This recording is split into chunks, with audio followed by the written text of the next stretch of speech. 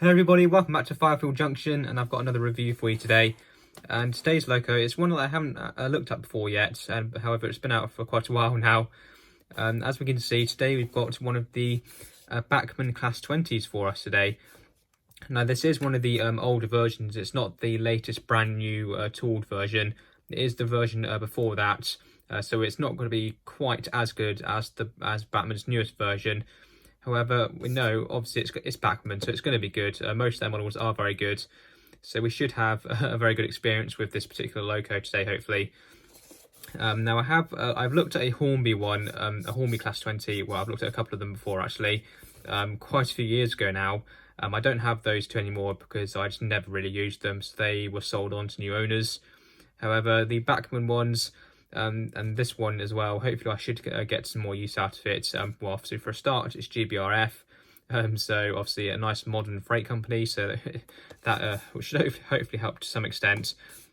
And plus, because obviously it's Bachmann, it's going to have a better mechanism in it as well, so hopefully it should be able to haul a lot more than the Hornby ones, because the Hornby ones, whilst the Hornby one is still not too bad, it's okay, it's quite good. It weighs quite a bit. The detail is obviously not as good. It is an ex-Lima tooling, despite it having a nice heavy die-cast chassis, which does bring up the weight to quite a bit. It's actually, I'm pretty sure that probably Hornby's Class 20s are probably are heavier than their railroad 47s, or maybe even their 66s as well. I'm not too sure, but they are heavy models. However, they do only have one driven bogie. They do have traction tyres, so they're not the greatest pullers. They do struggle quite a bit, but we shouldn't have that issue with this loco today. Because obviously it is all-wheel drive, centrally mounted motor, and the typical Bachmann stuff. Now, why did I get this particular loco? Well, to us, I'm not really sure. I just saw it on Hassan's one day, and I thought it's a good price. I quite like it. It's GBRF. Again, they're a nice modern company that's obviously still going today. I don't believe GBRF do use these Class 20s anymore, because I know this particular one, 2901, I can't remember exactly where it is. However, it has been debranded now, I believe. It might even be in storage somewhere, I'm not too sure. However, this particular loco, I don't think it's owned by GBRF anymore. Whether it's still running and whether it's actually still going to get used, I'm not too sure. But they did have, I think they had at least a couple of Class 20s, GBRF did.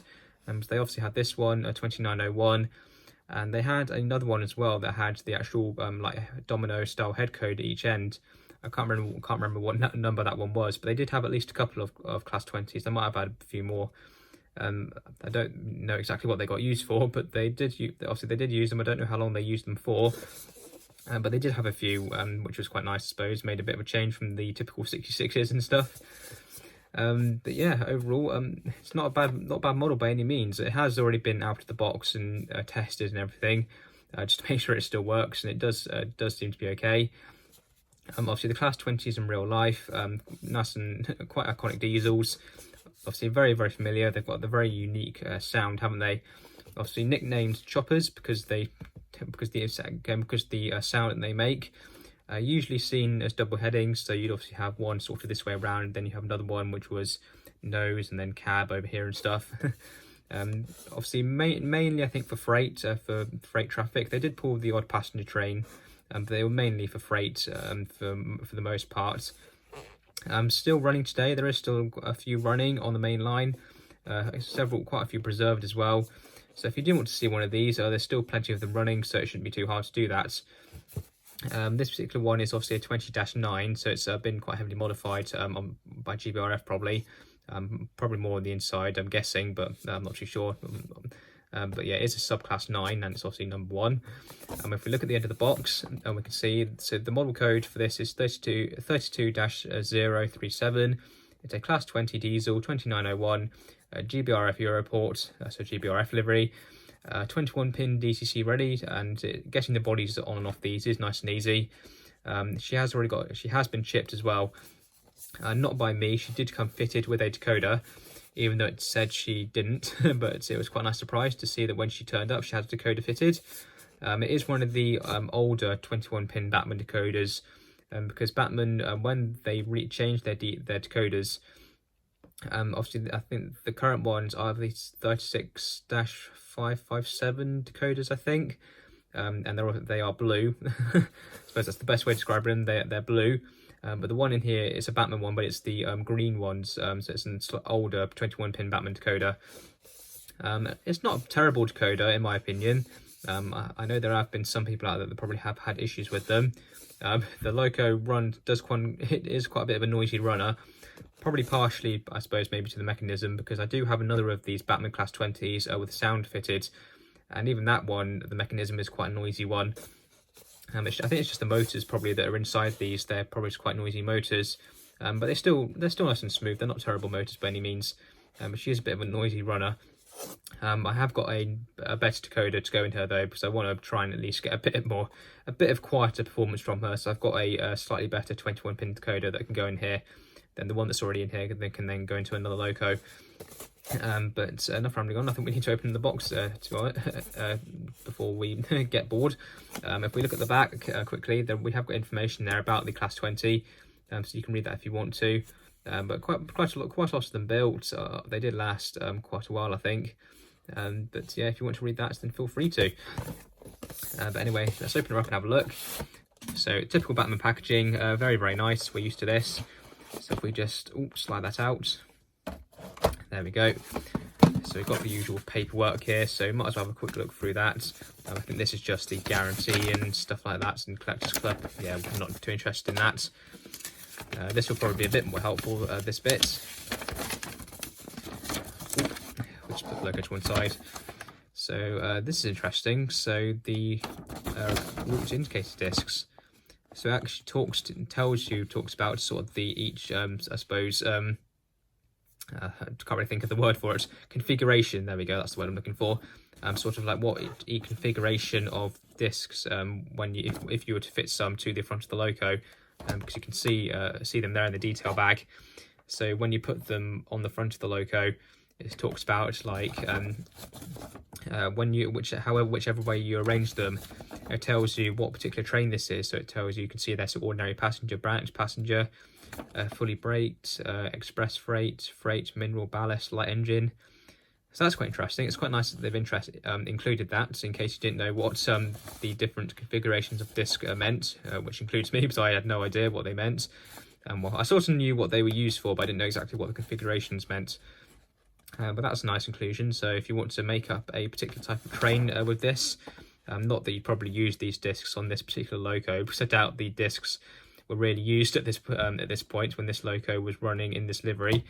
They probably weren't used, but at least it's nice to have them.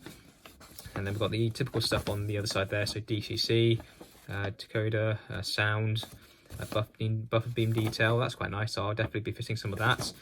I don't think any of it's been fitted yet. No, there's no detail fitted yet, but I'll definitely fit some. So that's quite good. And then on the other side, yeah, we can see there. So we've got all the typical stuff there. So we've got talks about the mechanisms. We can see the motor there. It's a nice 5-pole motor with 2 flywheels. They are quite small flywheels though, but at least they're there. We can see the socket there, speaker housing, the cradle for the motor, chassis block. Yeah, all the important stuff. So if you want to replace any parts, you should hopefully be able to get hold of some fairly easily. Not that you'd ever really need to, but it does happen. I promise you it can happen. But anyway, we'll put that to one side and we can open up the Loco. So if we just slide this off, so we'll have a quick look at the detail bag. If we can open it, I think the sellotape is holding it in place a bit. That'll be fine, we'll leave it there. So we can see in there, we've still got the route indicator discs in there. So we've got some yellow ones and some white ones. We've got the detail for the buffer beam. We've got the housing for the speaker. So if you decide to fit sound to this and you just want to use the standard sort of round 20x40 speaker, then you can fit it. It should screw into that enclosure there, and then the enclosure can then be screwed onto the chassis, because it goes under the fan at this end. I wouldn't really bother with the standard speaker though, because it's not the best. I would recommend upgrading it, but at least if you do want to use if you do want to use the standard speaker, at least you've got a nice enclosure there, so you can get some slightly better quality sound from it. So without the enclosure, so that's nice. Nice variation of details there. Anyway, let's grab the Loco. A little bit tight fit there, lift her out, and then we can get rid of the packaging. Come on, there we go, and we'll get rid of that. So here we are. Remember, this is the older style Bachmann Class 20, and I've just noticed there the oil that's on the sole bar there. By just trying to rub some of that off, actually. At least we know there's plenty of lubrication in the mechanism. Definitely won't need to apply any lubricants to the gears for a while by the looks of it. There we are. Just check it's the same. Is it okay on the other side? There's a little bit on the other side as well. We will get there in a moment. There we go. There we go. She's looking a bit cleaner now. Just have to excuse my grubby fingerprints from time to time. But there we go. And yeah, she looks fantastic, doesn't she? The pickups are a bit visible, but I suppose it's not as bad. I think the Bachmann Class 37s are probably a bit worse than that. But at least we have got all-wheel pickup, which is nice, and we have got all-wheel drive. The buffers are sprung. We've got a nice small tension lock coupler at each end. Again, more sprung buffers. If we just look, so that yeah, they are NEM couplings and they are attached to the bogie. They don't look incredibly secure, they do look a little bit delicate. We can see there, they're literally just held on by two small bits of plastic on each side there. Might be a bit nice if they're a bit more secure than that, but they still feel pretty sturdy. But they don't look incredibly sturdy though, so but I'm sure they'll be fine. The livery application is very, very nice. It's all done very, very well. There's no paint bleed anywhere. There's no misting of the paint. It's all really, really good. The doors don't open, but they look okay. These door handles are separately painted as well. You've got the GBRF logo there as well on the side, and you've got the big one there on the side there. So you've got the one on the cap and the one on the side of the body. You've got the exhaust as well. I was going to say you might be able to get some sort of smoke generator in there somehow, but it might be quite difficult. The room inside this loco is not absolutely massive, but you could do it if you wanted to. We've got a nice separately fitted grille there as well, and you can see the mechanism inside there. These don't come with fans at all on these versions. You might think that there's no fan there just for whatever reason, but nope. Bachmann did not fit fans to these at all because, well, for a start, there's no way of really, well, saying that there is a way to mount a fan in there, but if you did, you wouldn't be able to fit the speaker and the speaker enclosure in there. So I think Bachmann just never really bothered fitting fans to these, which is a bit of a shame because having a fan there would look a bit better than, well, nothing, than seeing a mechanism underneath. But if you wanted to fit a fan in there, you probably could somehow. I might try it at some point. You don't get any lights on this model though, unfortunately. These versions do not include any lights at all. It's all just painted plastic. Obviously the latest Bachmann versions, the Plux 22 versions with all the new tooling, they do have lights fitted, but these versions do not. Despite this model not being too old, you don't get any lights, which is a bit of a shame because they could have fitted some. It might have been a bit difficult, but they could have done it. Bachmann have done. I'm sure they probably have fitted lights to models more difficult than this.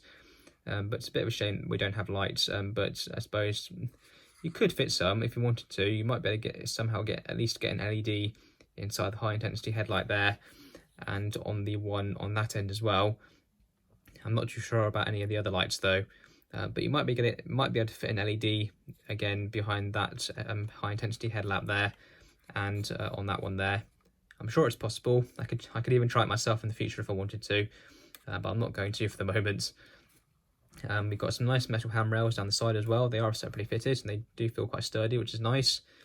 The underframe detail is really, really good as well. You can see all the painted detail there, the springs, all the warning signs. It all looks really, really good. The weight is very, very good as well. Nice and heavy model, and we like that. It's traction, less weight, less traction.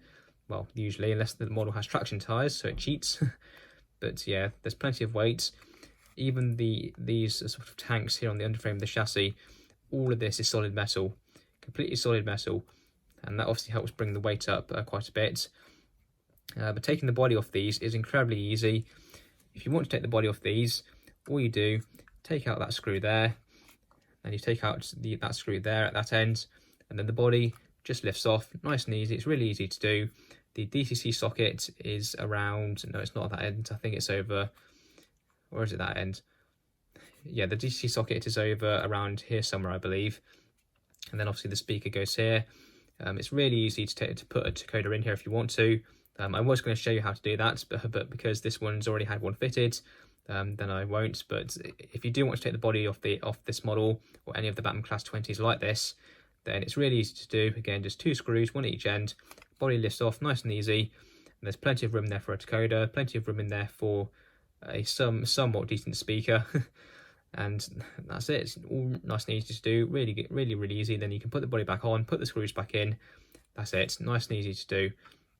And definitely easier than Hornby's version, which is take out the buffers, ease out the clips on each side of the tanks. God, it's a bit more of a faff, but could be worse, I suppose. But yeah, overall, it's a really nice model, really good. Oh, so let's put her on the track and see how she runs. And also, you'll, for the very first time, get to see the brand new test layout. I completely forgot about that. The test layout has now been rebuilt. It's all been laid and all been wired up, even though there wasn't really much wiring to do. But it's all been wired up, all been tested, and we'll now, for the first time in a video, be able to run a loco on it. So let's go and do that right now. Okay, so here we are, and welcome to the brand new test layout. So if we just put the loco onto the track, you have to excuse any of the background noise. Everyone's decided to start making a racket now. Oh, bit of noise there. Perhaps a bit of a dodgy connection there somewhere. There we go. Now the loco's number is already selected because I could not remember it for the life of me, but I managed to finally get the right one. So if we just give her a bit of a wiggle.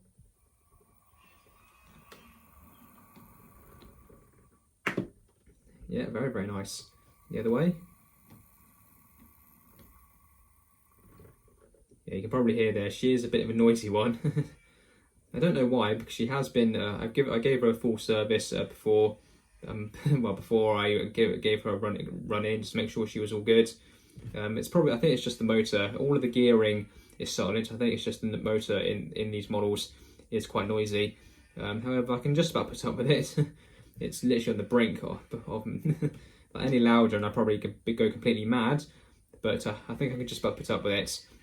With the noisiness aside, she does perform quite well, but it would be nice if she was quieter. Again, it could just be the decoder, because obviously all decoders perform slightly differently. So it could just be that with this decoder, the model is quite noisy. Hopefully with the other one that I'm going to fit, hopefully she will be a bit quieter. But as she is, she's not absolutely terrible. But anyway, let's get her running around the loop and to see what she's like.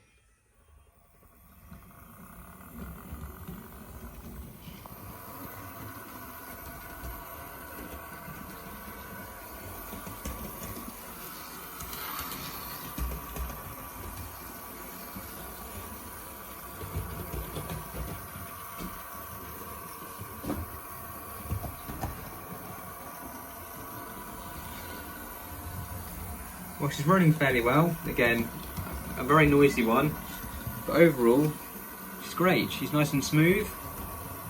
She's not stuttering at all. Yeah, it's not too bad.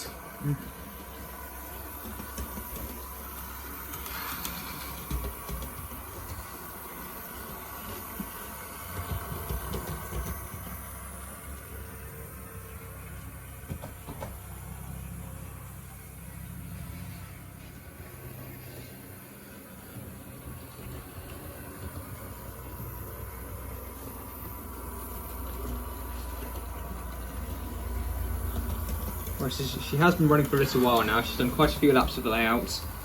She does seem to be getting a bit better. She has been sat in her box for a little while now, since she last ran.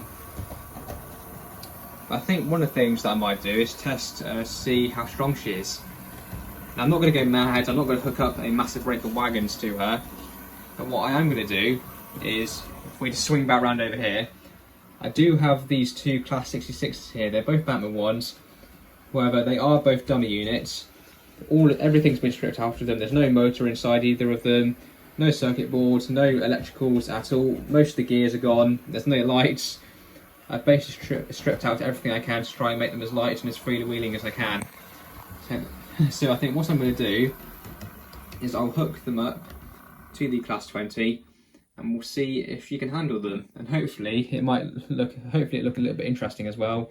It might look quite cool, it might look a bit odd, but I think we'll hook them up to the Loco and we'll see if she can handle them. Okay, well there we are, both 66s are hooked up. I know it does look a little bit odd, and I know something like this would most likely never happen, but these 66s do still weigh quite a bit. Obviously there's still a massive metal chassis block inside there, so quite a bit of weight, but hopefully this Loco will be able to handle it.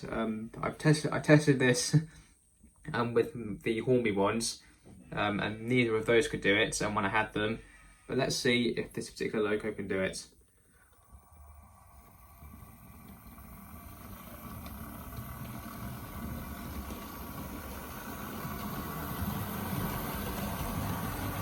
Piece of cake.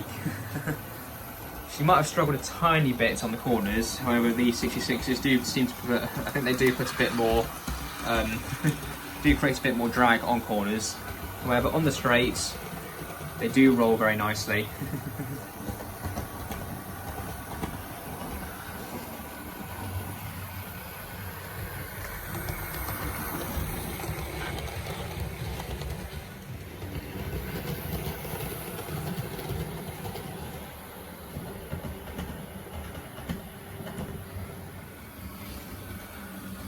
Well, overall, she's fantastic.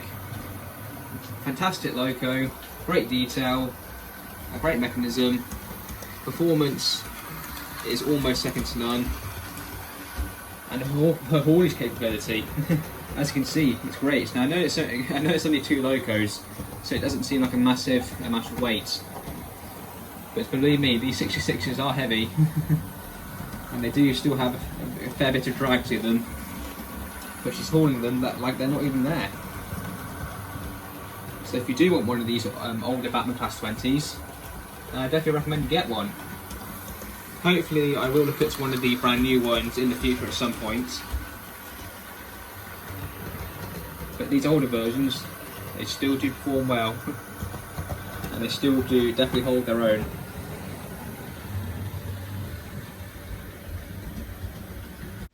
And now it's time for some ratings for the Bachmann GBRF Class 20.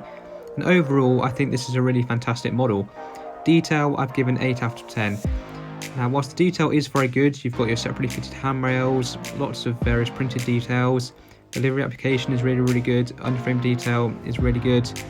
I suppose the only downsides to it, for a start, there's no fan underneath the grille on top of the roof. I think having a fan underneath there, it would have looked much better instead of seeing a mechanism through the grille, so that would have been better. And I think lights would have been really good on this model as well. Even if it was just some fairly basic lighting, such as just having the lit high intensity headlights, even that would have been really good. We've got no lights at all, even though some could have been fitted, so we know Bachmann are capable of that. Now I know this model is a few years old now, but I still think even when this model was released, Bachmann should have easily had the tooling and capability to fit lights to this model. So I think the lack of lights also lets the model down slightly. However, it is still really good. Again, you've got the great livery application, still plenty of various separately fitted parts. Overall, the detail is good, but it still could have been a bit better in my opinion. The performance, I've given 9 out of 10. The performance overall is fantastic. It's nice and smooth, all speeds. The model is very strong. The only downside, I would say, is the noise. These Bachmann Class 20s, especially these older 21-pin versions, they do seem to be famous for having quite noisy motors. I'm not sure why, but they do just seem to be quite noisy, despite the motors being fairly similar to other, or even being exactly the same. They might even be exactly the same motors that Bachmann use in a lot of their other models. However, they do just seem to be quite noisy. I don't know. Again, I don't know why. This is the second Bachmann Class 20 I've got now, and both of them do run quite noisy, despite them being fully serviced and fully cleaned, and to ensure that they run as best they can. The motors just seem to be quite noisy. I don't. Again, it's just strange. I think it's not. I suppose it's not a massive complaint, but a noisy runner does bring the performance down slightly. Obviously, we do prefer much quieter performance, and we know that we can get really good performance out of models such as this. But apart from the slightly noisy performance, there's no major complaints with it. Again, it's smooth, it's nice and consistent.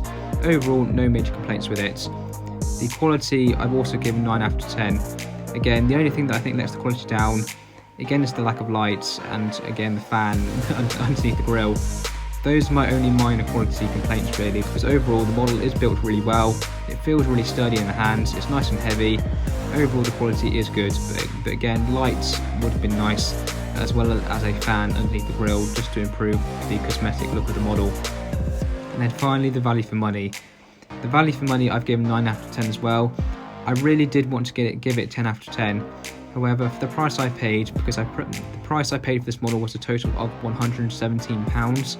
Now again, I know that was with a decoder fitted, so it was probably more like £107 or so if you take the cost of the decoder out of the picture.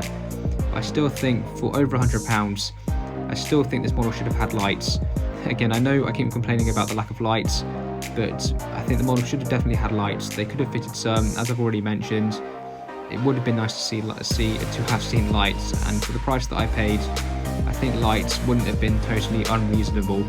But overall, the price was really good. Again, it did come with a decoder for less than £120 with a decoder fitted. A price like that, I can't really complain about. Overall, it was really, really good. So overall, that is a total of 8.75 out of 10. Overall, a really good score, and overall, a really fantastic model. Still, probably a couple of areas that I've already mentioned that could be improved. But overall, if you want one of these models, then I definitely recommend you get one.